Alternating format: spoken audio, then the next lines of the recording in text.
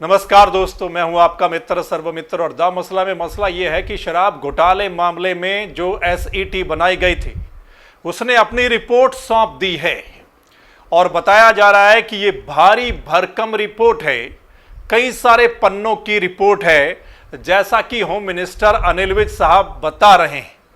हम आपको सुनाएंगे कि अनिल विज जो मंत्री हैं वो क्या बोल रहे हैं ये जो रिपोर्ट सौंपी गई है उसके बारे में।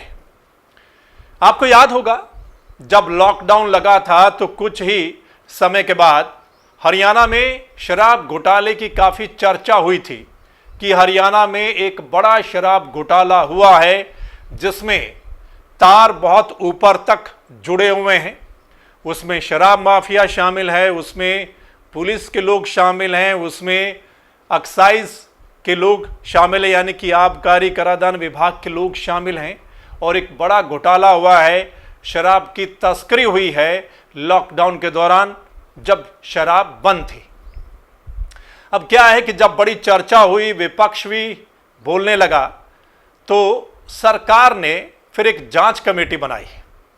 सरकार ने एसआईटी नहीं बल्कि एसईटी बनाई थी और उसको लेकर भी विपक्ष हमलावर था कि सरकार कहीं ना कहीं इस मामले को दबाना चाहती है, इसलिए एसआईटी नहीं बनाई गई बल्कि एसईटी बनाई गई है। यह भी बड़ा चर्चा में रहा कि एसआईटी बनाई जाए और अनिल विज चाहते हैं कि अशोक खेमका उस एसआईटी को हेड करें, लेकिन अशोक खेमका नहीं बल्कि टीसी गुप्ता को लगाया गया था मुख्यमंत्री साहब की ओर से और 3 सदस्यीय ये कमेटी बनाई गई। मई में कमेटी बनी, पहले 31 मई तक का कार्यकाल था, फिर उन्होंने समय मांगा, 2 महीने का समय और दिया गया और अब 31 जुलाई तक का समय, यानी कि अब रिपोर्ट उन्होंने सबमिट कर दी है। अब उसको लेकर पहले सुन लेते हैं अनिल विज साहब क्या बोल रहे हैं, फिर इस पूरे मामले पर चर्चा करते हैं। घोटाले पर बनी जो एसईटी रिपोर्ट थी टीसी गुप्ता जी की अध्यक्षता में, उसने अपनी रिपोर्ट एसीएस होम विजयवर्धन जी को सौंप दी है। अब उस रिपोर्ट का अध्ययन किया जा रहा है। 15-20 किलो पन्नों की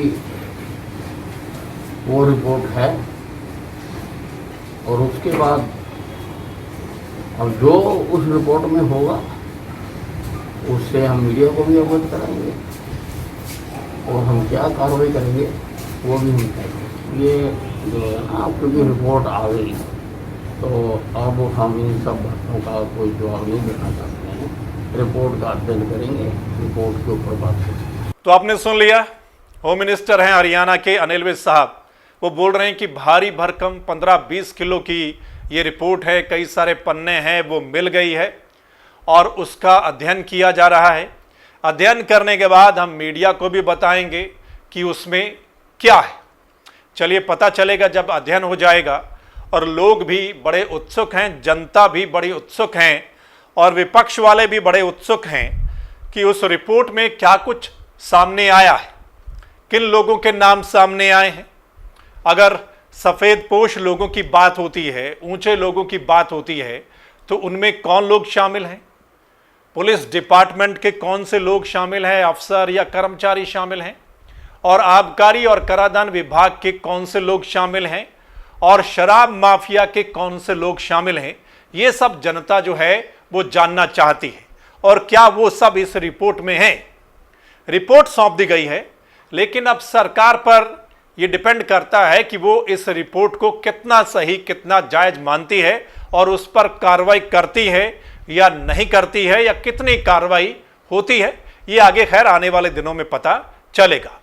लेकिन आपको याद होगा कि शराब घोटाले की गूंज बहुत दूर तलक गई थी। विपक्ष बहुत हमलावर हुआ था। विपक्ष के जो नेता हैं, कांग्रेस के नेता लगा लीजिए या आईएनएलडी के नेता लगा लीजिए, उन्होंने बहुत बड़े आरोप सरकार पर और खासकर जननायक जनता पार्टी के नेता दुष्यंत चौटाला जो कि उप मुख्यमंत्री हैं सरकार में, उन पर लगाए थे। क्योंकि जो डिपार्टमेंट है आबकारी डिपार्टमेंट कराधान वाला, वो दुष्यंत चौटाला के पास है। उसको लेकर ये बड़े बड़े आरोप जो हैं वो दुष्यंत चौटाला पर भी लगाए गए, उनके चाचा अभय सिंह चौटाला की ओर से। अभय सिंह चौटाला ने तो यहां तक कहा, दुष्यंत पर भी आरोप लगाए कि इनके डायरेक्ट और इनडायरेक्ट ठेके हैं, शराब के ठेके हैं। ना सिर्फ दुष्यंत चौटाला के बारे में बोला, बल्कि दुष्यंत चौटाला के नाना के बारे में भी बोला कि उनके भी शराब के ठेके हैं, इसलिए इसकी जो जांच है वो सही तरीके से होनी चाहिए। तो बहुत बड़े बड़े आरोप जो हैं बड़े बड़े लोगों पर लगे थे। और अनिल विज जो हैं होम मिनिस्टर, उन्होंने खुद माना था, जब शुरुआत में ये मामला सामने आया था तो उन्होंने खुद माना था कि ये एक बड़ा घोटाला हुआ है, एक बड़ा शराब घोटाला हुआ है। और उन्होंने बाकायदा बताया था मीडिया के सामने आकर कि इतनी जो बोतलें हैं उनकी जो है वो तस्करी हुई है लॉकडाउन के दौरान। इतनी वो देसी या अंग्रेजी शराब की बोतलें कहाँ कहाँ। आपको याद होगा पहले सोनीपत के जो खरखोदा में गोदाम था वहाँ से मामला शुरू हुआ था, फिर समालखा के गोदाम की बात आई थी, फतेहाबाद में भी गोदाम की बात हुई थी, वहाँ पर जांच हुई थी।